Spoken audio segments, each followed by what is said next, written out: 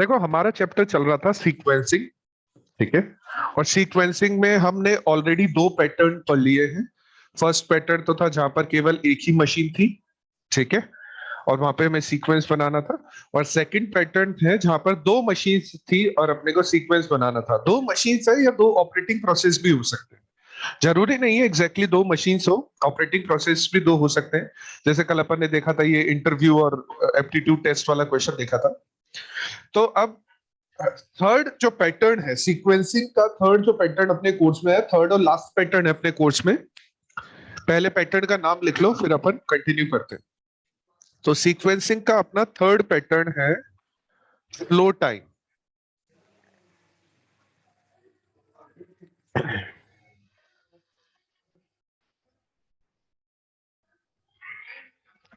Flow time when a single facility available।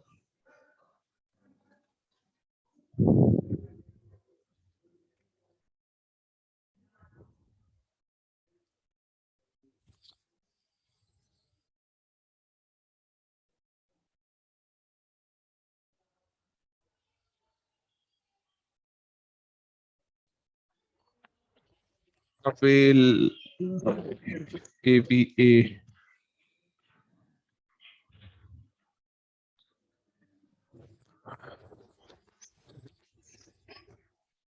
कई बार तो confusion हो जाता है स्पेलिंग से ही क्या। AVAIL APL AVAIL है, अच्छा।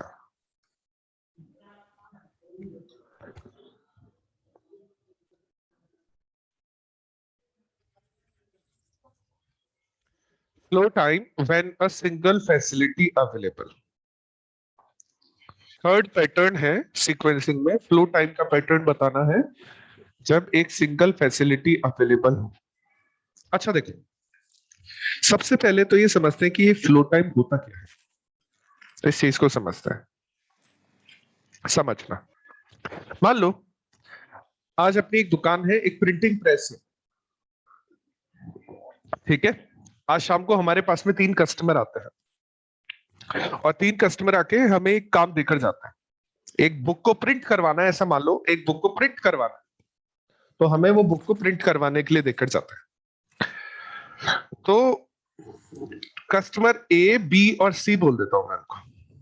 कस्टमर ए की बुक को प्रिंट करने में 2 घंटे लगेंगे, या ऐसा मान लो कस्टमर ए की बुक को प्रिंट करने में 4 घंटे लगेंगे। बी की बुक को प्रिंट करने में 2.5 आवर्स लगेंगे और सी वाली बुक को प्रिंट करने में 1 आवर लगेगा। हमारे पास कस्टमर आए और तीन कस्टमर हमें काम देकर चले गए, ठीक है। अच्छा, कल हम शॉप खोलेंगे, कल हम उनका काम करना स्टार्ट करेंगे, कल शॉप खोलते ही उनका काम करना स्टार्ट करेंगे, ठीक है। आज शाम को देकर गए हमारी शॉप पर, कल हम शॉप खोलते ही उनका काम करना स्टार्ट करेंगे। अच्छा, मान लो कल मैं अगर 10 बजे शॉप खोलता हूं, मान लो अगर कल मैं 10 बजे शॉप खोलता हूं, ठीक है। 10 o'clock मैंने शॉप ओपन की,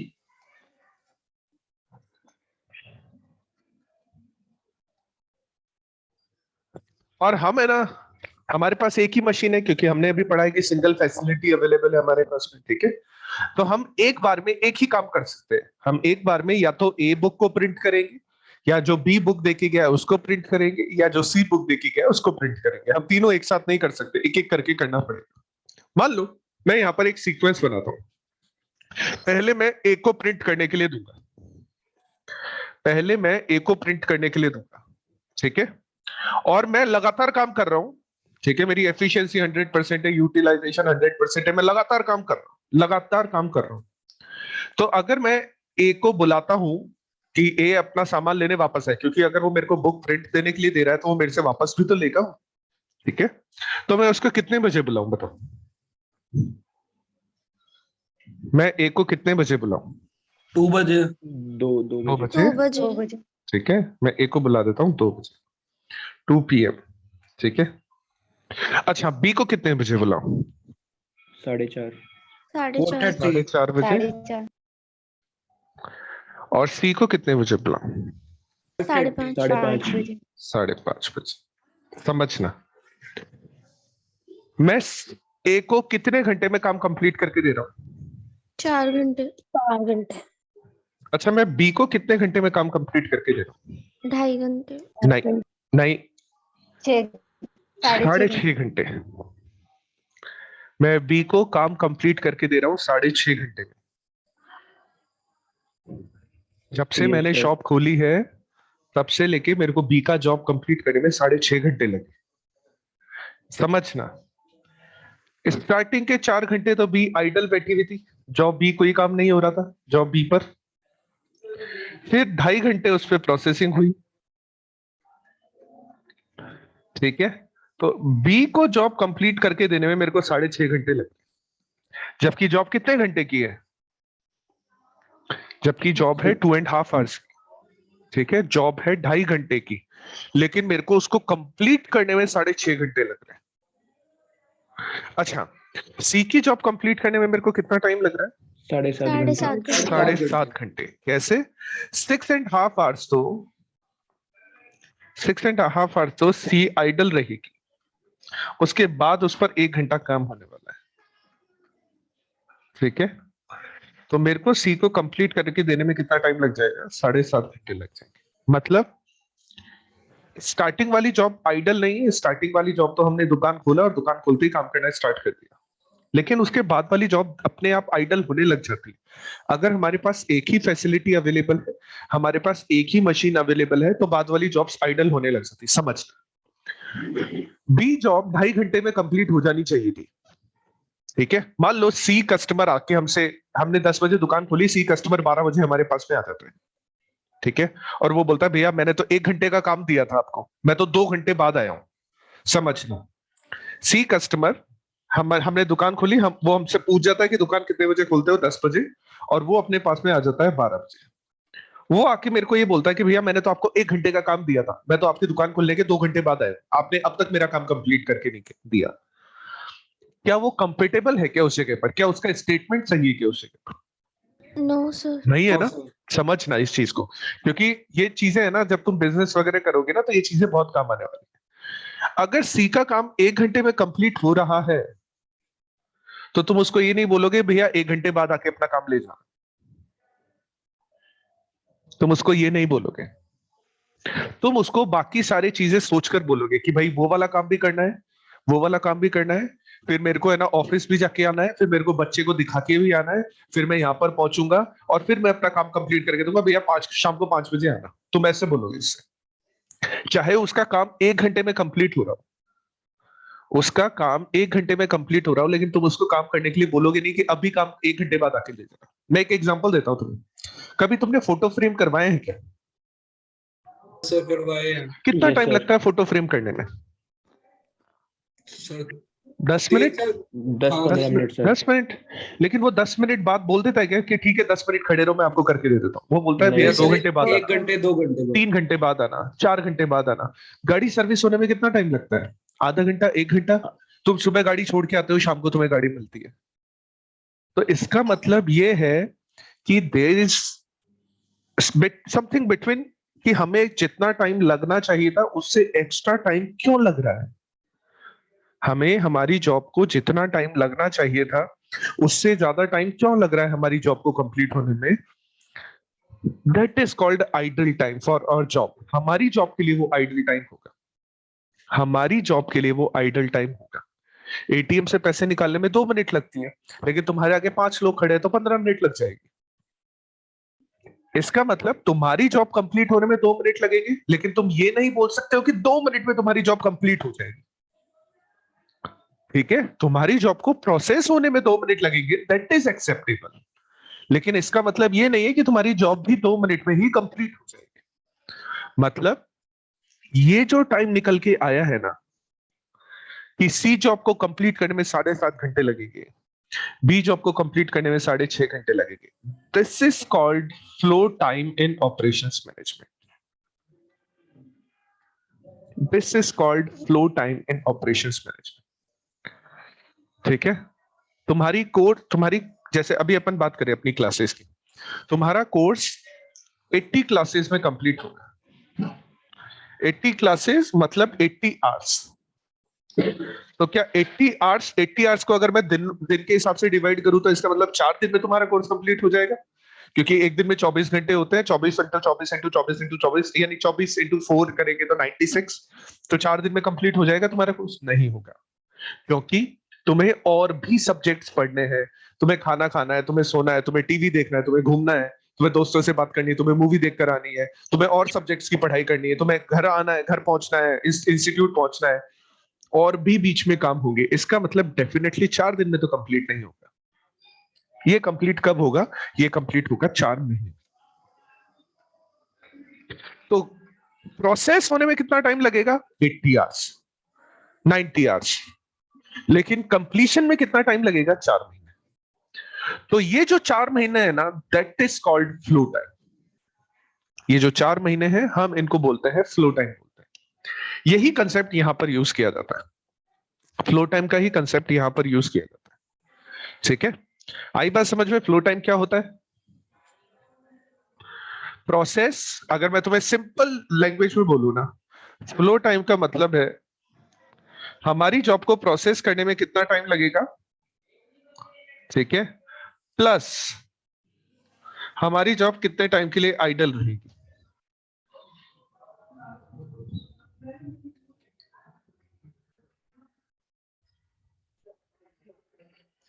दोनों मिलाओगे तो उसको कहा जाएगा फ्लो टाइम। ठीक है, जॉब के लिए प्रोसेसिंग टाइम और आइडल टाइम जब दोनों ऐड कर दिए जाते हैं तो उसके लिए उस जॉब को फ्लो टाइम कहा जाता है, कि उस जॉब को फ्लो करने में, उस जॉब के फ्लोइंग में कितना टाइम लगेगा। ठीक है, अच्छा, यहां पर कुछ फॉर्मूले यूज किए जाते हैं। यहां पर एक फॉर्मूला यूज किया जाता है, मीन फ्लो टाइम। मीन का मतलब होता है एवरेज, ठीक है, और मीन का सिंपल सा फॉर्मूला होता है जो हमने फॉर्मूला आज तक पढ़ा है। मीन का जो फॉर्मूला पढ़ा है, मीन का क्या फॉर्मूला पढ़ा है? Sigma x upon n, simple सा फॉर्मूला है। ठीक है, यानी टोटल अपॉन नंबर। मीन का फॉर्मूला क्या होता है? Total upon number. तो यहां पर भी सेम वही फॉर्मूला चलता है, total of flow time, total of flow time divided by number of jobs, divided by number of jobs. ठीक है, टोटल अपॉन नंबर, ये फॉर्मूला होता है मीन फ्लो टाइम का। एक और फॉर्मूला चलता है जिसको बोला जाता है वेटेड मीन फ्लो टाइम। अच्छा, वेटेड मीन का मतलब वेटेड एवरेज। वेटेड मीन का मतलब हो गया वेटेड एवरेज।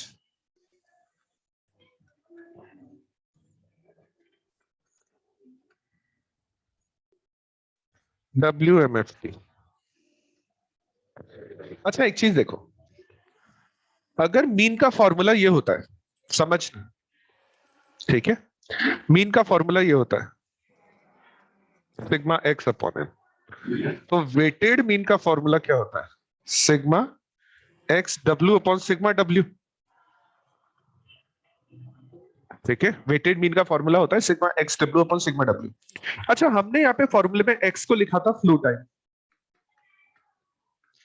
ठीक है, तो बस इतना ही चेंज होगा, फ्लो टाइम डब्ल्यू से मल्टीप्लाई होगा, यानी फ्लो टाइम डब्ल्यू से मल्टीप्लाई होगा, फिर उसका टोटल होगा,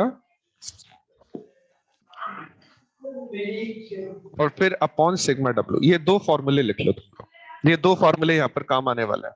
डब्ल्यू का मतलब यहां पर होता है वेट्स, डब्ल्यू का मतलब होता है वेट्स।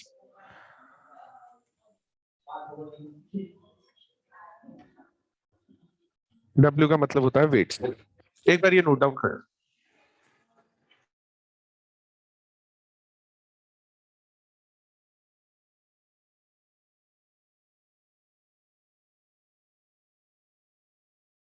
एक बार इससे ऊपर वाला दिखा दो। इसके ऊपर मैंने कुछ नहीं लिखा है, बस इतना ही लिखा है मैंने। वो क्या अभी आया हम थोड़ी देर।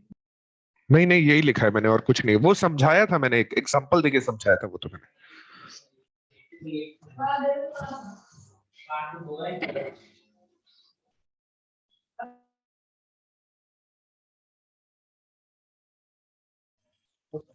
मैं इससे पहले जो लिखवा रहा था वो तो सिर्फ एक एग्जांपल लिखवाया था मैंने। यहाँ पे एग्जांपल समझाया था कि मैं कितने बजे दुकान खोल रहा हूँ, कितने बजे काम करके दे रहा हूँ, ये समझाया था मैंने, सिर्फ एक एग्जांपल समझाया था।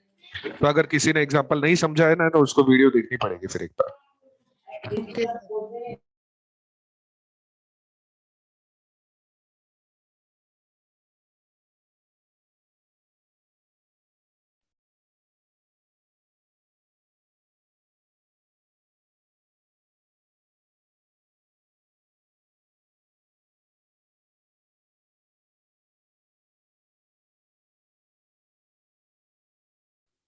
ठीक है, चलो अब देखो क्वेश्चन किस तरह का आता है वो देखते हैं अपन। क्वेश्चन किस तरह का आता है। क्वेश्चन नंबर फर्स्ट है, सीक्वेंसिंग का फर्स्ट क्वेश्चन है।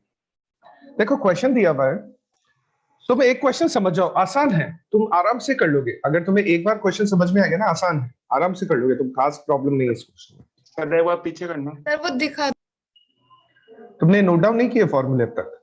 दो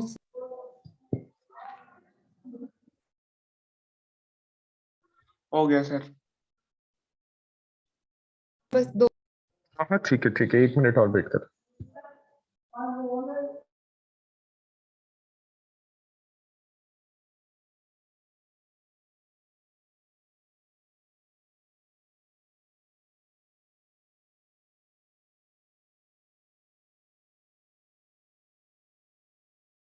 हो गया कंप्लीट?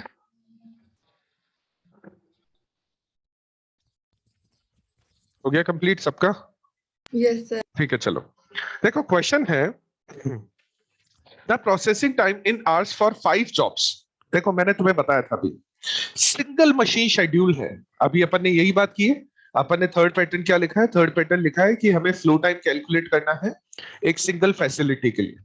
तो क्वेश्चन में भी यही लिखा हुआ है कि हमारे पास एक single machine scheduling is given, find the optimum sequence. हमें यहाँ पर ऑप्टिमम सीक्वेंस बनाना है जो मिनिमाइज करेगा मीन फ्लो टाइम को, मीन का मतलब एवरेज फ्लो टाइम को, और हमें मीन फ्लो टाइम भी फाइंड आउट करना है। एक तो हमें सीक्वेंस बनाना है जो मीन फ्लो टाइम को मिनिमाइज करे, और हमें मीन फ्लो टाइम भी फाइंड आउट करना है। एक हमें सीक्वेंस बनाना है जो वेटेड मीन फ्लो टाइम को मिनिमाइज करे और also find out weighted mean flow time, दोनों ही चीजें कैलकुलेट करें।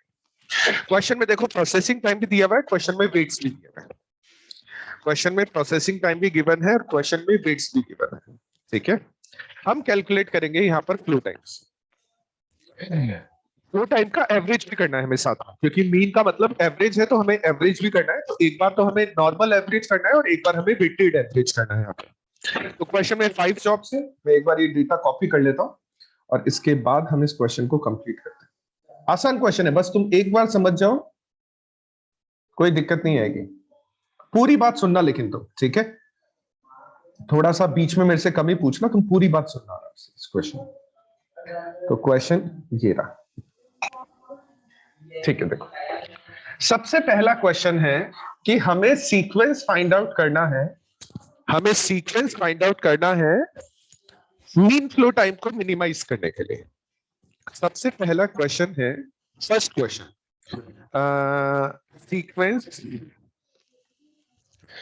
सीक्वेंस टू मिनिमाइज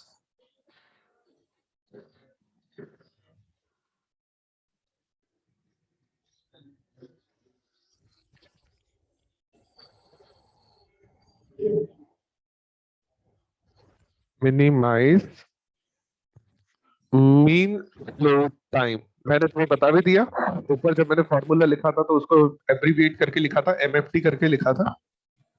ठीक है, अच्छा, सिंगल ऑपरेशंस के लिए या सिंगल फैसिलिटी के लिए हम प्रायोरिटी रूल्स यूज करने वाले हैं। हमने पढ़े हैं ऑलरेडी प्रायोरिटी रूल्स, कि अगर कोई सिंगल मशीन वाला ऑपरेशन होता है तो हम प्रायोरिटी रूल्स यूज करते हैं। बहुत सारे प्रायोरिटी रूल्स होते हैं, FCFS, LCFS, SPT, LPT, ETT, LSR, CRR.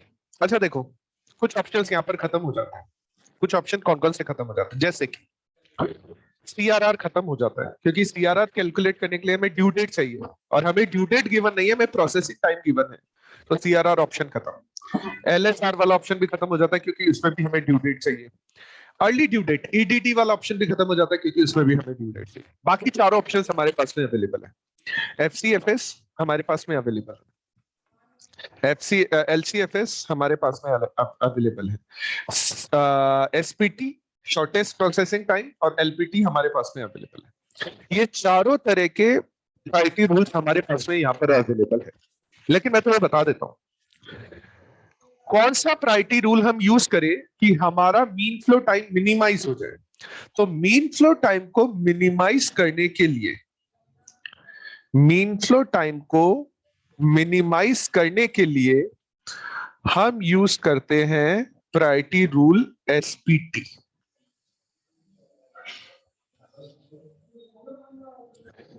Mean flow time को मिनिमाइज करने के लिए हम प्रायोरिटी रूल यूज करते हैं।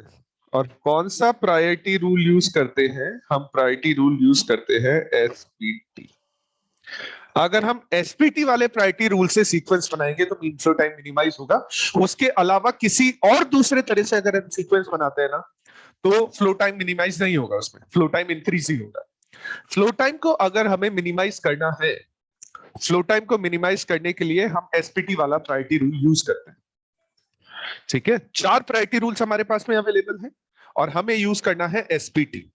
उसके अलावा तुम चेक कर सकते हो क्यों हम एसपीटी के अलावा कोई दूसरा प्रायोरिटी रूल यूज नहीं करते। तो अगर हम यहां पर सीक्वेंस बनाएंगे तो एसपीटी के हिसाब से सीक्वेंस क्या बनेगा? एसपीटी के हिसाब से सीक्वेंस बनेगा, ठीक है, इधर आ जाएगी जॉब, इधर आ जाएगा प्रोसेसिंग टाइम। जॉब है 1, सॉरी 1 थोड़ी आएगी जॉब, एसपीटी के हिसाब से आएगा ना।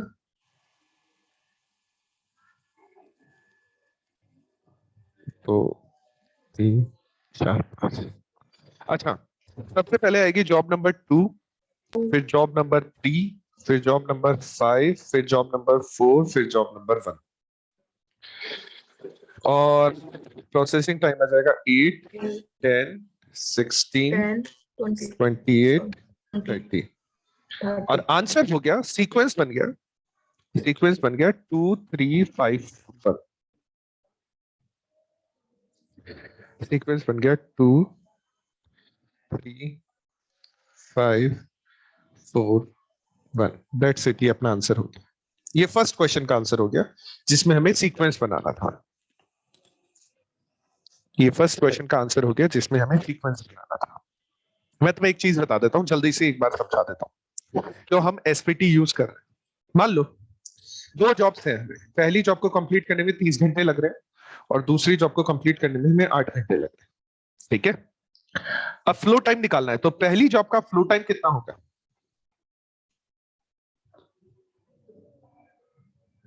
30. 30. ठीक है, और दूसरी जॉब का फ्लो टाइम कितना होगा? 38. 38। पहली जॉब का फ्लो टाइम होगा 30, दूसरी जॉब का फ्लो टाइम होगा 38। ठीक है, यानी समझना, इस चीज को समझना। अच्छा, मैंने फॉर्मूले में तुम्हें, ठीक है, टोटल हमें क्या करना है, फ्लो टाइम का टोटल करना है। तो फ्लो टाइम का टोटल कितना हो गया? 68। लेकिन अगर मैं जॉब एसपीटी के हिसाब से करता, देखो अभी मैंने प्रोसेसिंग टाइम पहले 30 लिखा फिर 8 लिखा, मान लो वही 2 जॉब्स करनी है, पहले मैं 8 वाली जॉब करता फिर मैं 30 वाली जॉब करता, तो देखो अब फ्लो टाइम कितना हो जाएगा? 8 और दूसरी जॉब का फ्लो टाइम 38. और टोटल हो जाएगा फ्लो टाइम का 46। देखो फ्लो टाइम रिड्यूस हो गया। अगर तुम मानो तो ये अपना सीक्वेंस कौन सा हो गया? एलपीटी वाला, या ये सीक्वेंस हो गया एफसीएफएस वाला। ठीक है, लेकिन अगर मैं एसपीटी वाला यानी छोटे प्रोसेसिंग टाइम को पहले करूंगा और बड़े प्रोसेसिंग टाइम वाली जॉब को बाद में करूंगा तो मेरा फ्लो टाइम रिड्यूस हो जाएगा सिग्निफिकेंटली। ठीक है, इसलिए हम एसपीटी यूज करते हैं, इसलिए हम एसपीटी यूज करते हैं कि छोटे प्रोसेसिंग टाइम को पहले किया जाए और बड़े प्रोसेसिंग टाइम वाली जॉब्स को बाद में किया जाए। तो पहला क्वेश्चन अपना सॉल्व हो गया, सीक्वेंस हमें बनाना था जो मीन फ्लो टाइम को मिनिमाइज करे। अब दूसरा क्वेश्चन है, हमें मीन फ्लो टाइम भी कैलकुलेट करना है। दूसरा क्वेश्चन है, हमें मीन फ्लो टाइम भी कैलकुलेट करना है। तो मीन फ्लो टाइम को कैलकुलेट करने के लिए हमें मीन फ्लो टाइम भी निकालना पड़ेगा। तो जॉब सीक्वेंस ये रहेगा 2 3 5 4 1, ये सीक्वेंस रहेगा। प्रोसेसिंग टाइम रहेगा 8, 10, 16, 28, 30। अब बात करते हैं फ्लो की। अब बात करते हैं फ्लो टाइम कितना होगा। पहली जॉब के फ्लो में कितना टाइम लगेगा 8 घंटे। और दूसरी जॉब की फ्लो में 18। 18, 18 घंटे। तीसरी जॉब के फ्लो में 34, 34। नेक्स्ट जॉब के फ्लो में 62। 62, 92. 90. 92। अब तुम एक चीज समझना, जरूरी नहीं है मैं फ्लो टाइम को इस तरह से कैलकुलेट करूं। तुम्हें अगर समझ में आया होगा ना तो तुम क्यूमुलेट भी कर सकते हो। Yes, sir. प्रोसेसिंग टाइम को क्यूमुलेट करोगे ना तो फ्लो टाइम आ जाएगा। ऐसे कंफ्यूज मत होना कि अपन फ्लो टाइम कैलकुलेट करने में एक शॉर्ट ऐसे बता रहा हूं मैं, एक याद रखने की ट्रिक बता रहा हूं कि प्रोसेसिंग टाइम को क्यूमुलेटिव कर दोगे, प्रोसेसिंग टाइम का क्यूमुलेटिव करोगे वही फ्लो टाइम होता है। ठीक है। अच्छा देखो फ्लो टाइम का टोटल कितना हो गया, सबसे पहले तो ये देखो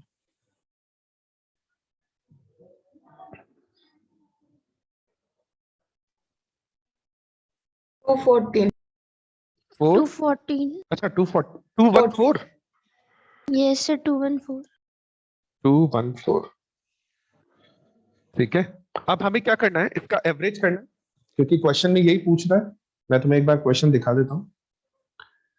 देखो क्वेश्चन में बोल रहा है कि मीन फ्लो टाइम भी निकालो, also find out mean flow time. देखो यहाँ पर लिखा हुआ है mean flow time, mean flow time भी निकालो, also find out mean flow time. ठीक है। तो हमने टोटल तो कर दिया, अब इसका एवरेज कर देते हैं। तो हम कैलकुलेट कर लेते हैं मीन फ्लो टाइम। अच्छा मीन फ्लो टाइम का फॉर्मूला होता है total of flow time divided by number of jobs. number of job. Total of flow time divided by number of jobs. तो टोटल ऑफ फ्लो टाइम आ रहा है 240 और number of jobs आ रही है 5। तो मीन 5, फ्लो टाइम कितना हो जाएगा 42.8। 42.8, 40, 2.8. 42.8। 42.8 आवर्स। कोई दिक्कत है तो पूछ लो। Sir. कोई भी दिक्कत है तो पूछ लो।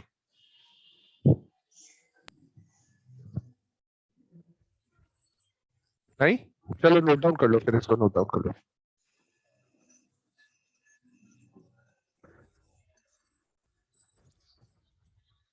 देखो क्वेश्चन की अभी तुम्हें रिक्वायरमेंट नहीं है, क्वेश्चन तो अपने पास है ऑलरेडी। तो मैं इसको एक बार थोड़ा सा स्क्रॉल अप कर देता हूँ, ये नोट डाउन कर लो।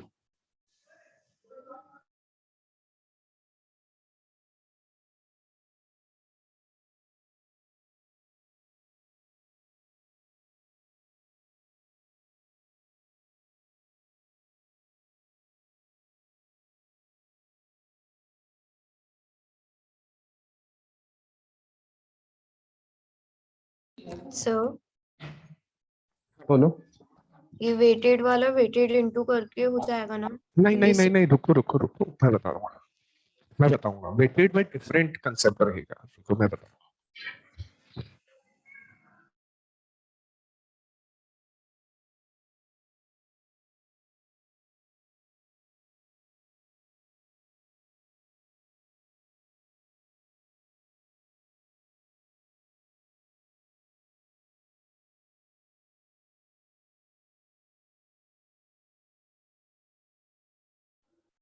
ये वेट का ये मत कर देना क्योंकि वेट में सीक्वेंस चेंज हो जाता है, ये सीक्वेंस नहीं रहता है। वेट वाले में सीक्वेंस चेंज हो जाता है। मैं समझाऊंगा कि क्यों ऐसा होता है कि वेट वाला सीक्वेंस चेंज हो जाता है या वेट वाला सीक्वेंस चेंज होना चाहिए, मैं ये समझाऊंगा आपको। कर लिया सबने नोट डाउन ये दोनों आंसर्स? Yes sir. हाँ आराम से कर लो, कोई दिक्कत नहीं, मेरे को भी जल्दबाजी नहीं है, आराम से कर लो।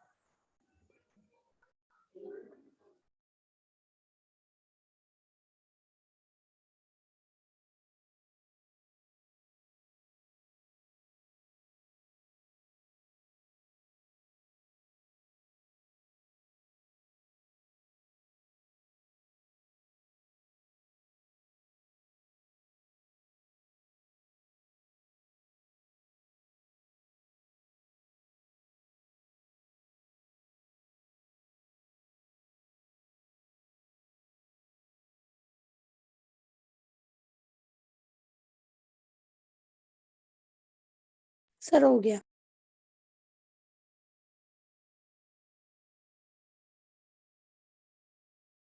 ठीक है, और किसी का रिमेनिंग है तो बता दो, मैं वेट कर लूंगा। और आज नंबर ऑफ स्टूडेंट कम क्यों है? आज सब सो रहे हैं। चलो कोई बात नहीं, चलो नेक्स्ट पार्ट। ठीक है, तो नेक्स्ट पार्ट में हमें weighted mean flow time calculate करना है। और क्वेश्चन ये ना अपने पास में देखो, अगर फ्लो टाइम ही कैलकुलेट करना है तो वेट्स की रिक्वायरमेंट नहीं, लेकिन अगर weighted mean flow time calculate करना है तो वेट्स की रिक्वायरमेंट है। अब वेट जो टर्म है ना, वो एक साइंटिफिक टर्म है, और वेट के हिसाब से प्रायोरिटीज चेंज हो जाती है। वेट के हिसाब से प्रायोरिटीज चेंज हो जाती है।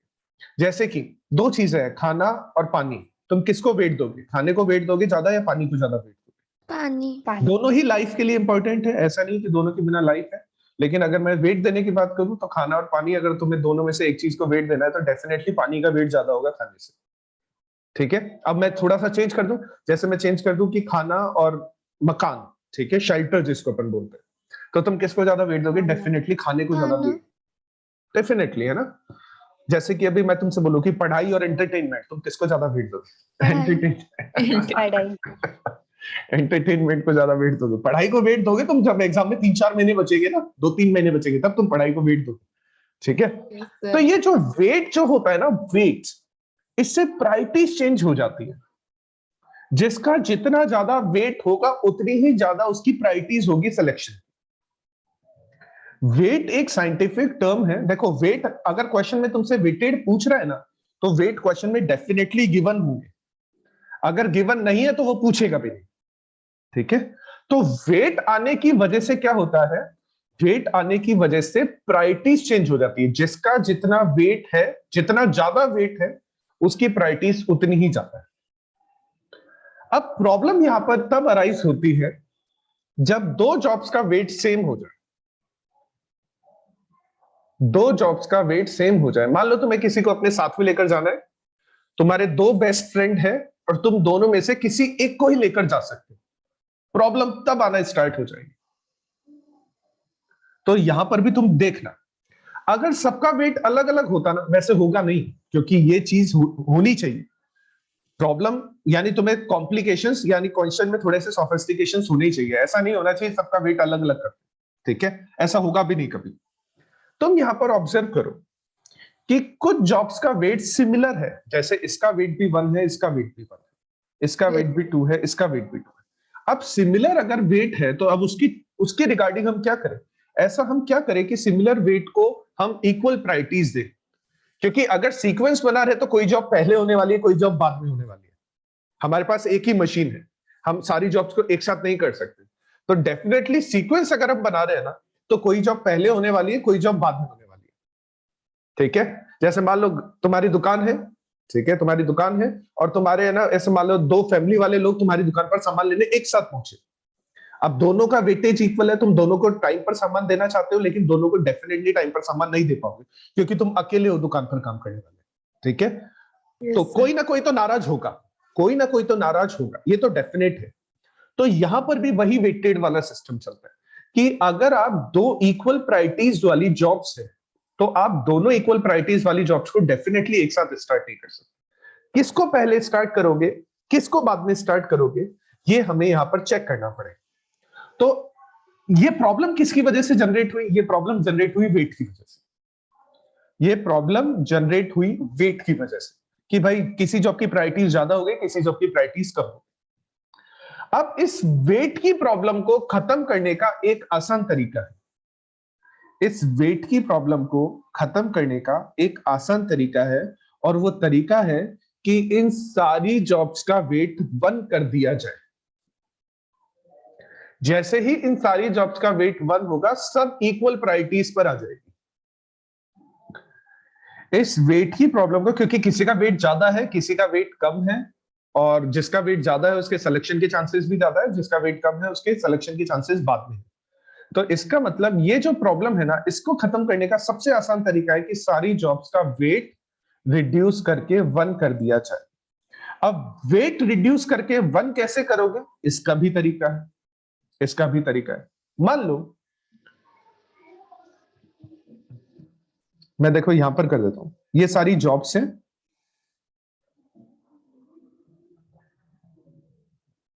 1 2 3 4 5। ये मैं थर्ड क्वेश्चन सॉल्व कर रहा हूं, मेरे को यहां पर सीक्वेंस बनाना है, तो मैं थर्ड क्वेश्चन सॉल्व कर रहा हूं। ये उनका प्रोसेसिंग टाइम है, प्रोसेसिंग टाइम है 38 10 28 16,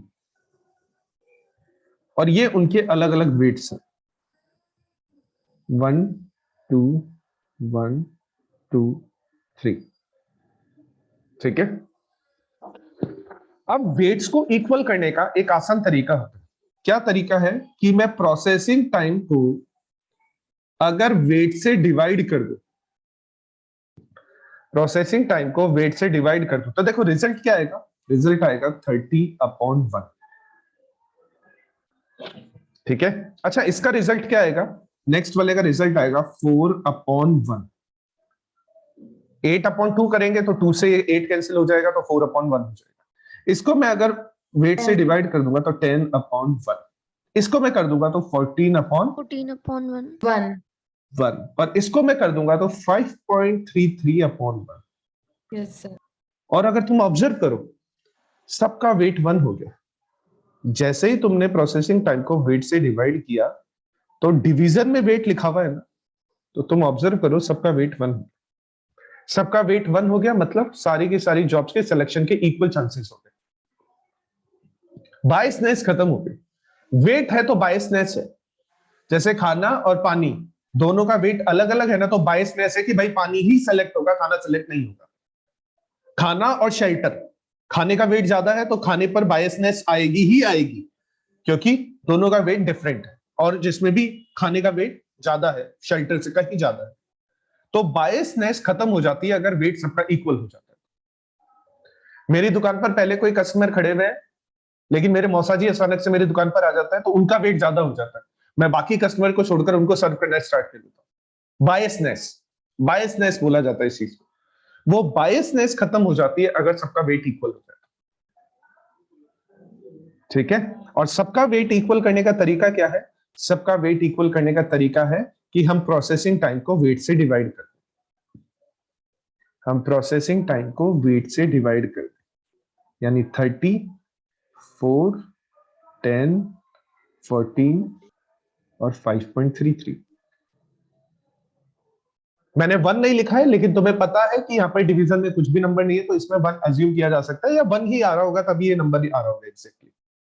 ठीक है, अब हमें सीक्वेंस बनाना, लेकिन अब की बार सीक्वेंस बनेगा एसपीटी से, सीक्वेंस एसपीटी से ही बनेगा, लेकिन इस बार हम प्रोसेसिंग टाइम को यूज नहीं करेंगे, इस बार हम इसको यूज करेंगे सीक्वेंस बनाने के लिए। सीक्वेंस बनने वाला है एसपीटीसी, लेकिन हम सीक्वेंस बनाने के लिए प्रोसेसिंग टाइम अपॉन वेट्स को यूज करने वाले हैं, क्योंकि यहां पर सारी जॉब्स का वेट 1 है। ठीक है, तो चलो बना देते हैं सीक्वेंस। अच्छा, किसी को कंफ्यूजन है क्या इस क्वेश्चन, अभी जो मैंने किया है इसमें किसी को कंफ्यूजन है क्या? no sir देखो सबसे पहले आ जाएगी जॉब नंबर 2। sir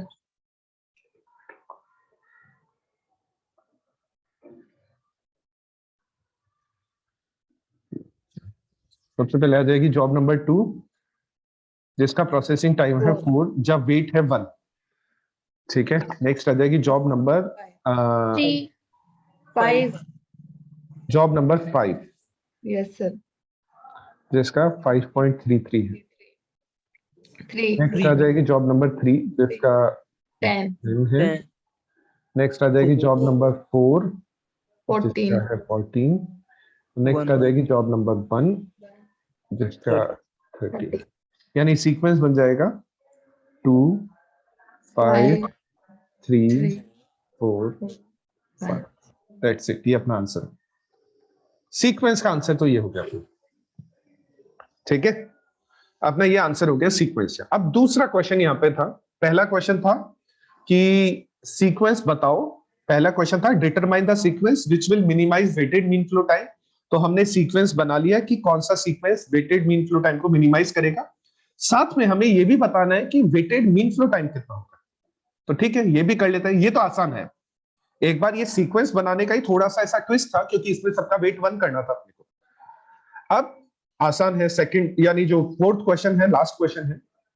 तो लास्ट क्वेश्चन अपने से बोल रहा है कि सीक्वेंस हमें वेटेड मीन फ्लो टाइम निकालना है। तो देखो, जॉब किस सीक्वेंस पे कंप्लीट होने वाली? जॉब कंप्लीट होने वाली इस सीक्वेंस पे 2 5 3 4 2 5 3 4 1। प्रोसेसिंग टाइम 4 नहीं, प्रोसेसिंग टाइम यही वाला ले। ये हमने किया है, मैं तुम्हें एक बात बता देता हूं, ये जो हमने किया है ना, ये सिर्फ सीक्वेंस बनाने के लिए किया है, ताकि सबका वेट 1 हो जाए और सीक्वेंस मिल जाए।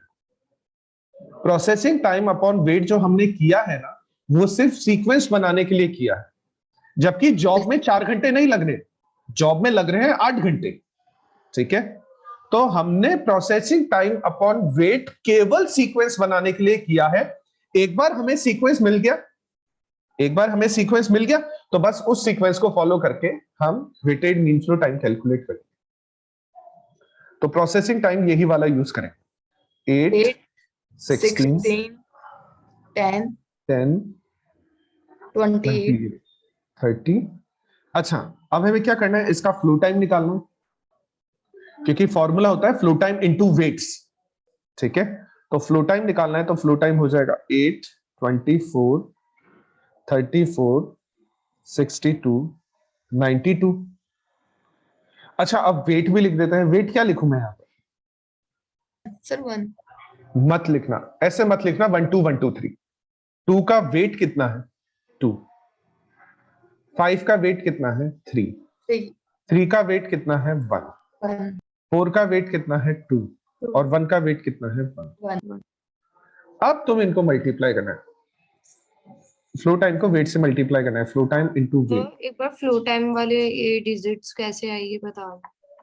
प्रोसेसिंग टाइम का क्यूमुलेटिव कर देता है तो फ्लो टाइम हो जाता है। अभी अपन ने यहां पर तो फ्लो टाइम निकाला है, ये वाला नहीं। पहली जॉब को कंप्लीट होने में कितना टाइम लगेगा? 8 आवर्स। दूसरी जॉब को कंप्लीट होने में 24 आवर्स लगेगा, क्योंकि 8 आवर्स तो वो आइडल रहेगी और 16 आवर्स उसकी प्रोसेसिंग। Okay sir. अभी अपन ने फ्लो टाइम लास्ट वाले क्वेश्चन में तो पढ़ा है, सेम वही है। अच्छा, फ्लो टाइम को वेट से मल्टीप्लाई करेंगे तो हो जाएगा 16 72 72। हाँ ठीक, 72 34 124 और 92। और टोटल कितना हो गया इसका? क्योंकि मेरे को इसका टोटल चाहिए। 338 अच्छा, अब फॉर्मूला क्या था? वेटेड मीन फ्लो टाइम हमें कैलकुलेट करना है, तो वेटेड मीन फ्लो टाइम का फॉर्मूला है total of flow time multiply by weights divided by total of weights. तो वेट का टोटल भी कर लो, 10। तो 338 अपॉन 10, 33.8 33.8। अच्छा देखो, ये तो तुम नोट डाउन कर लेना। मैं एक बार क्विकली तुम्हें एक चीज बता देता हूँ। मान लो तुम है ना पुराना वाला सीक्वेंस फॉलो कर लेते, मान लो तुम पुराना वाला पिछला वाला ही सीक्वेंस फॉलो कर लेते जो हमने पहले फॉलो किया था। ठीक है, तो अगर सर तुम आई थिंक सर वेट का टोटल 9 होगा। सर वेट का टोटल 9 होगा। एक मिनट, यस सर 9 यस ठीक है, अगर वेट का टोटल 9 है तो ये चीज 37.56 37.5। मान लो तुम पुराना वाला सीक्वेंस ही फॉलो कर लेते, एसपीटी वाला जो हमने पिछले वाले पार्ट में किया था, तो तुम्हारे आंसर्स ये आता। देखो 2 3 5 4 1 आ रहा था ना। ठीक है, तो तुम इसका प्रोसेसिंग टाइम लिखते तो 8 10 16 28 30। अब तुम वेट लिखते इसके, 8 का वेट है 2, 10 का वेट है 1, 16 का वेट है 3, 28 का वेट है 2, 30 का वेट है 1। फिर तुम इन दोनों को मल्टीप्लाई करते हैं, क्योंकि प्रोसेसिंग टाइम को वेट से मल्टीप्लाई करना होता है। तो 16 10 48 56 30 टोटल कितना हो जाता है?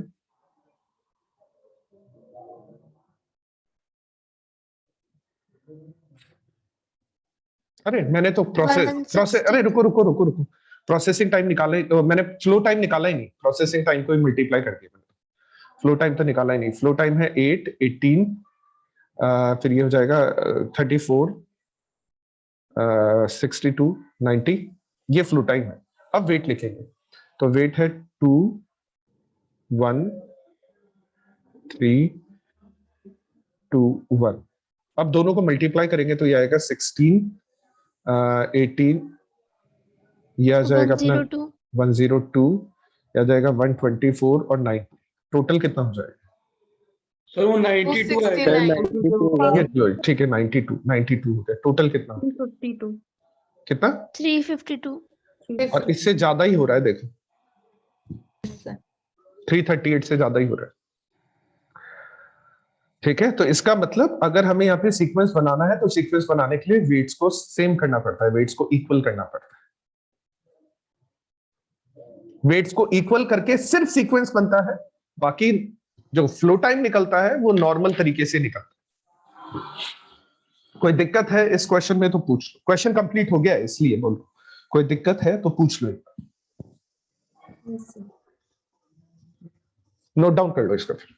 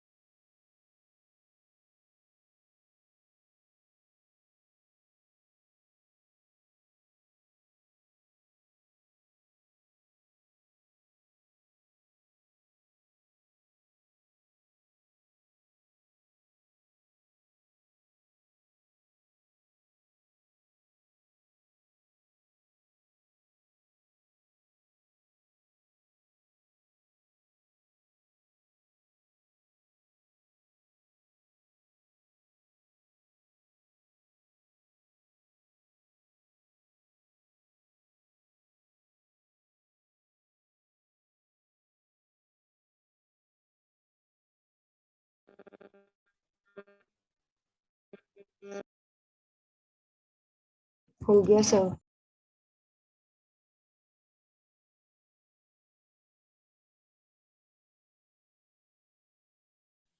बस हम 1 मिनट और वेट करें तब कंप्लीट कर लें। यस सर, हो गया। हाँ हाँ 1 मिनट और वेट करें बस।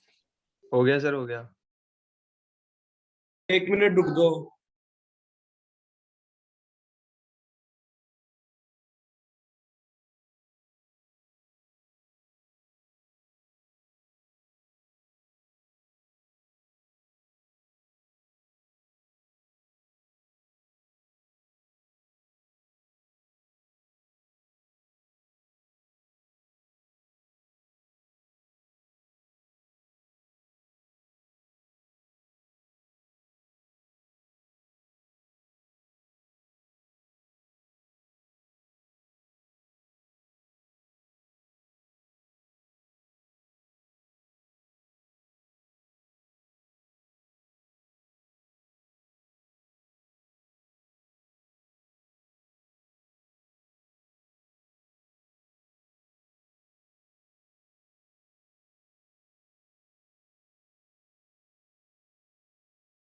सर आपने जो नोट्स दिए हैं उसमें फोर्थ क्वेश्चन हम कर लेंगे। फोर्थ क्वेश्चन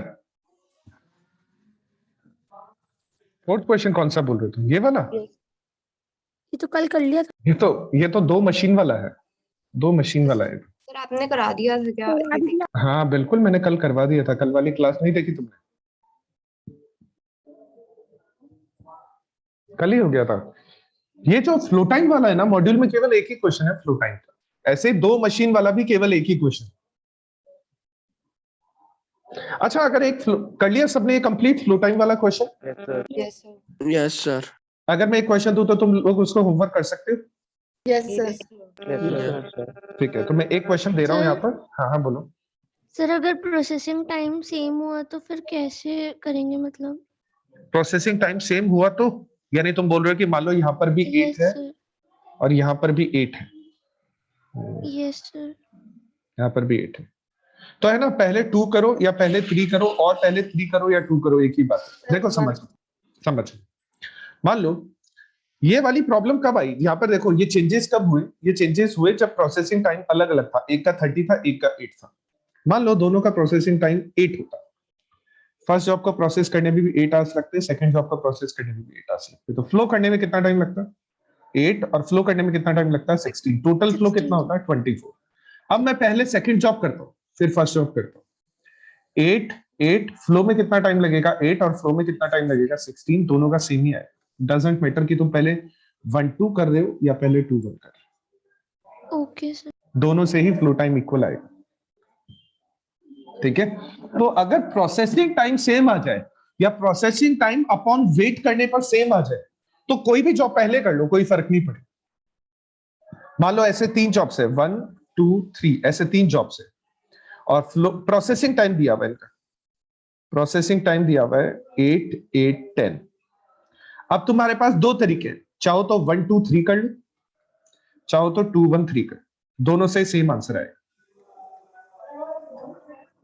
अच्छा, अब मान लो कोइंसिडेंटली वेट भी इसका 1 इसका 1 और इसका इसका 2 है, तो पहले तो जॉब नंबर 3 डेफिनेटली हो, क्योंकि इसका जो 5 हो जाएगा, लेकिन ये 8 रहेगा, ये 8 रहेगा, तो डजेंट मैटर कि तुम 3 1 2 करो या 3 2 1 करो, दोनों से सेम आंसर आएगा। ठीक है, चलो मैं एक क्वेश्चन यहाँ पर नोट डाउन कर देता हूं, तुम उसको ट्राई करना। ठीक है, टेबल कितने जॉब्स करें, 1 2 3 4 5 6, चलो 5 ही कर, कहाँ गए?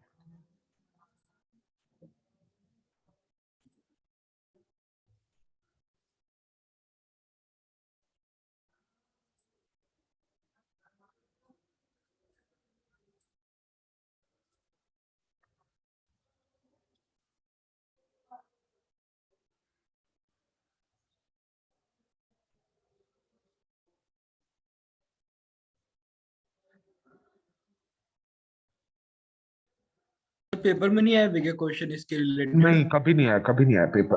पेपर में है ना, इस चैप्टर से केवल वो एफसीएफएस वाले क्वेश्चन है, पेपर में सिर्फ एफसीएफएस वाला ही क्वेश्चन है।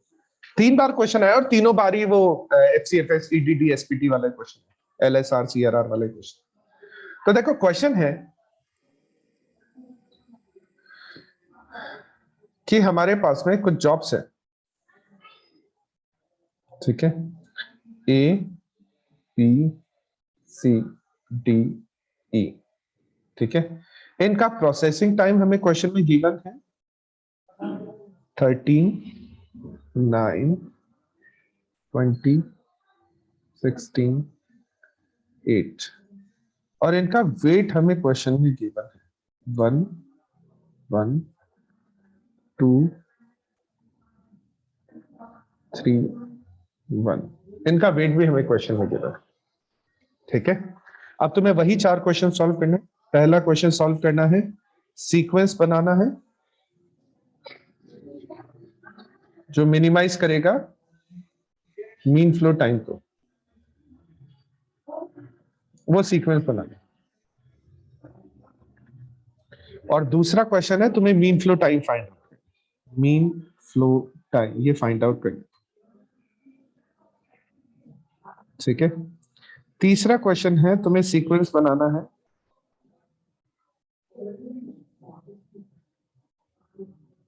वेटेड मीन फ्लो टाइम का, यानी जो वेटेड मीन फ्लो टाइम को मिनिमाइज करे। और चौथा क्वेश्चन है तुम्हें वेटेड मीन फ्लो टाइम की calculate, weighted mean flow time भी कैलकुलेट